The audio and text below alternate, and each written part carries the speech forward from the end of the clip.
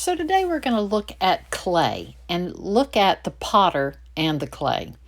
So in the beginning, I've cut out a large section of it because it takes me a long time to do, but it's called centering your clay. And that is when you take a lump of clay and you get it centered in the middle of your wheel and you get it running smooth. You see me dipping my hand into the water and putting it on the clay. And right now I'm compressing the clay. I'm pushing it down. I'm getting it nice and firm so that it doesn't have bubbles or impurities in it. I also keep my area clean because it helps me when I'm centering. It helps me to keep my eye on the right thing. If you have a dirty surface, you might get a lump that makes it look like it's not in the center. So the next section, after you've centered it and you've got it compressed down into like a biscuit shape, then you make a donut. I know I talk a lot about food. I'm hungry. But it's not really a donut. It just kind of looks like a donut. It's the hole. It's going to be the inside of my vessel for my clay shape that I'm making. It's slow and sure, and you see me adding water a lot to the piece because if you don't add water, the clay will start sticking to your hand, and suddenly your clay shape will just fall in, or it'll stick to your hand and destroy right there in front of you, and you have to start over. So the potter has to consistently keep the clay at the right point. You've got to keep it wet, but not too wet. And you'll see me every once in a while take my sponge and remove some of that water. It's like it's like having too much candy. You know, when you love Halloween and you ate all the candy, but if you eat too much candy, it's not good for you. Well, you need a little candy in your life sometimes. It's one of those things that makes you happy, but too much, it can be a bad thing. And water can be a bad thing for clay. It can make it too soft.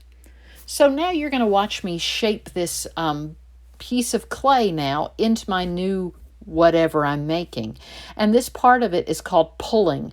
And it's as I slowly move my hands up the side of the clay and I start making my piece taller and taller.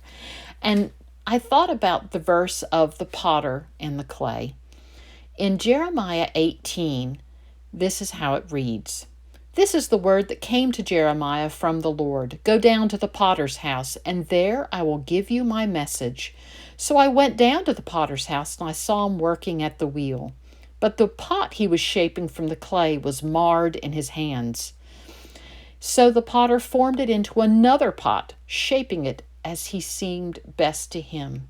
Then the word of the Lord came to me. He said, Can I not do with you, Israel, as this potter does, declares the Lord. Like clay in the hand of the potter, so are you in my hand, Israel.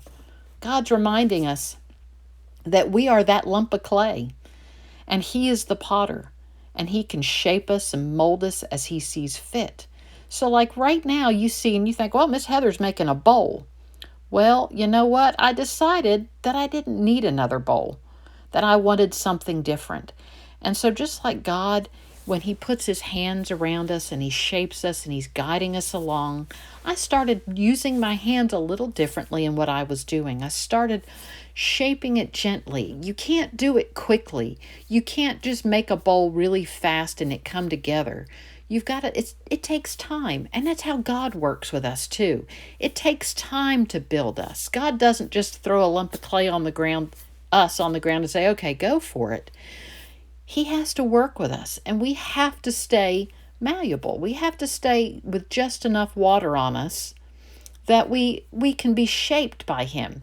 Going to church, reading the Bible, taking time to pray. Those are all things that we need to have. And so as we get changed in life and as we get moved and as God slides around us and gently guides us through life, you can see that we change from those experiences in our life. Just like that bowl that you thought I was going to start out with turned into a vase. And as I work with this vase, I decide more and more of how and where I want certain markings on the bowl. Do I want a fat opening or a skinny opening? Do I want lines or do I want it to be smooth? Everything I do is forming gently the clay. I have to give it time to do what it needs to do to make the shape I want. And so at the end of the day, I spent time making lots of pieces, and these were all the things I made in an afternoon. And if I, one simple new potter, could make 4 pieces in a day, think about God and all that He makes in a day. Think about all He made in the beginning. Think about how He made you and how special you are. We can't know the future. We can't know what we're going to look like for sure at the very end. But we can take pleasure and rest in knowing that He is with us through it all, that He is shaping us and guiding us as long as we stay and listen. Guys, just remember, only God can know the future, and only God can shape us in a way that is useful to the rest of the world. Love you all. Bye.